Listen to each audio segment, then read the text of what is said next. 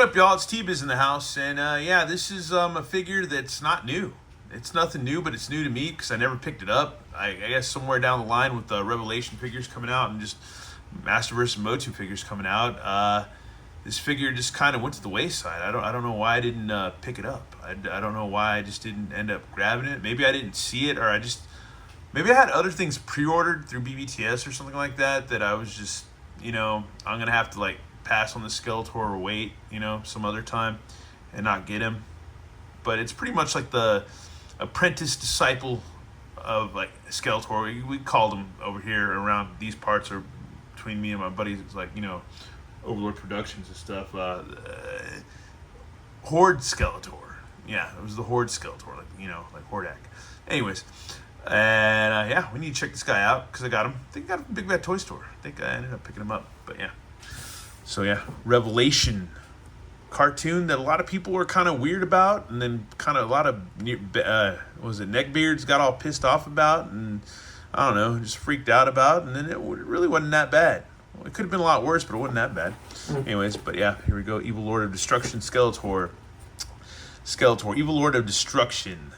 Skeletor's relationship with Evil Lyn dates back to when she was but a vagrant living in the gutters. A servant of Hordak at the time, Skeletor rescued Evil Lyn from an angry mob, enhanced her magic, and gave her a place to belong.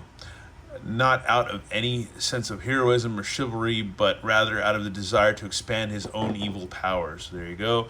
And yeah, remember more figures from this line. Prince Adam, which I don't think he's easy to find anymore. Web Store, another good figure. And Clamp Champ. So for some reason, this whole wave, I was just like, I'm not going to get Skeletor. I'm just going to be focused on all these guys. That's kind of weird, man. That is kind of weird. But yeah, man.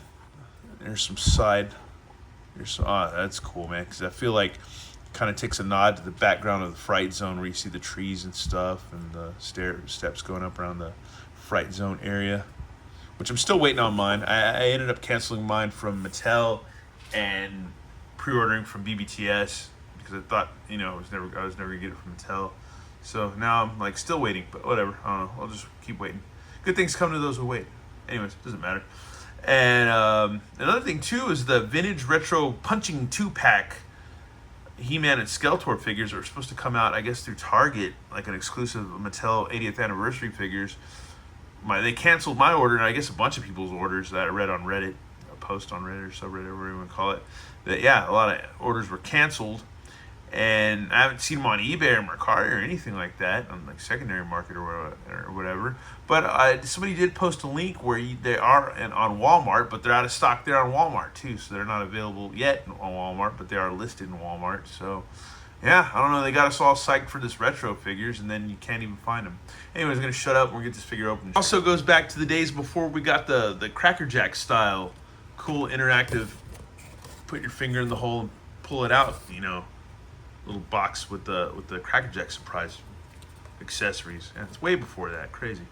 We're going back in time by the power of Here he is. As far as Skeletor goes, he's extremely purple.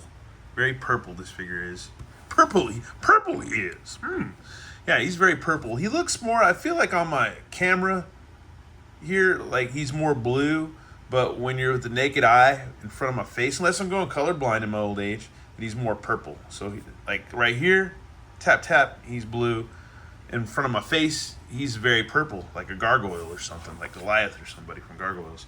But here's his Havoc staff. This is a bitchin' translucent, red, kind of smoky, dirty, translucent Havoc staff, which is awesome. It looks like it's being powered up. Kind of reminds me of the Havoc staff that would have came with the faceless one from Mattel Classics. So that's cool. Awesome. Nice piece.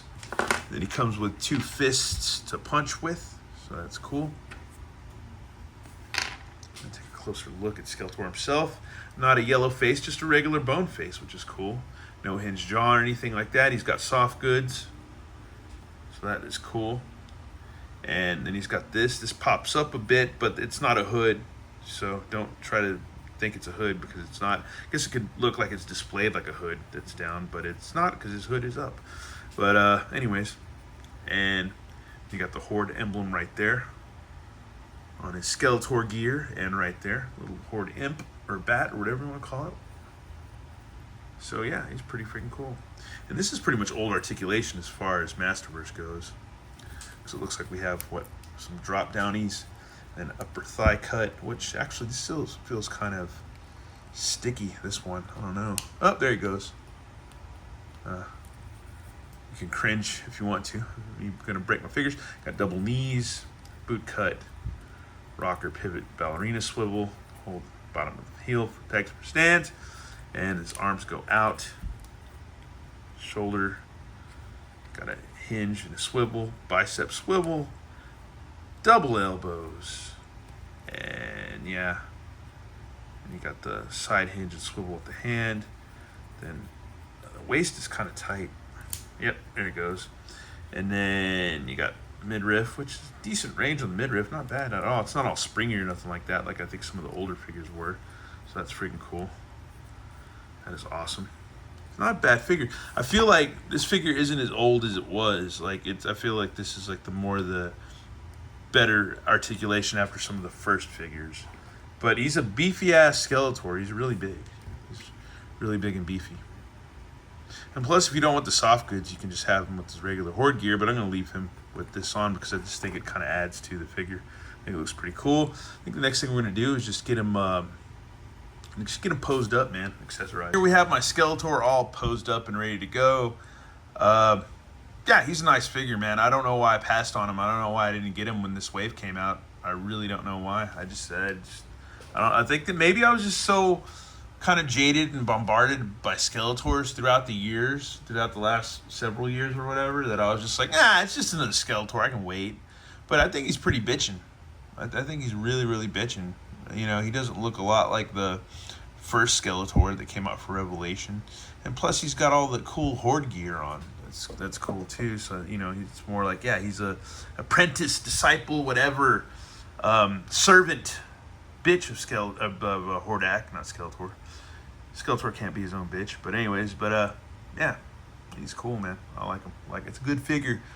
Stupid of me to pass it up, but hey, gives me something to do now that we're just kind of on downtime right now in T-Biz Motu land, where it's just a lot of Motu going around and stuff.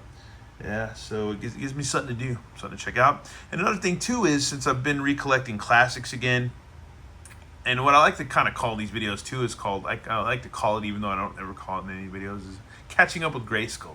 You know, catching up with things that I missed out on or passed up or waited to get. You know, and it's been a lot of those figures lately with a lot of these videos. And yeah, that's pretty much it, man. That's pretty much it for this video. Let me know in the comments if you were wanting to pre-order those vintage Motu retro He-Man and Skeletors, and you didn't get them either. And I even went to Target, you know, the other day and showed the guy the TCP, PCT, whatever the number is. You show them on your phone that are like Target app to see if they can order it or if they have it in stock. And he was like, "Yeah, I've got nothing, bro." And I was like, "Right on, thanks, man. Okay, I came here for nothing." You know, but you're not gonna find out unless you go to the store, because I think it's still, they have the Sketchbook series Cyclone at the store, and that's it. That's the only Motu I saw at the neighborhood store where I live over here. Anyways, once again, thanks for watching, y'all, and have a good one. All right, later.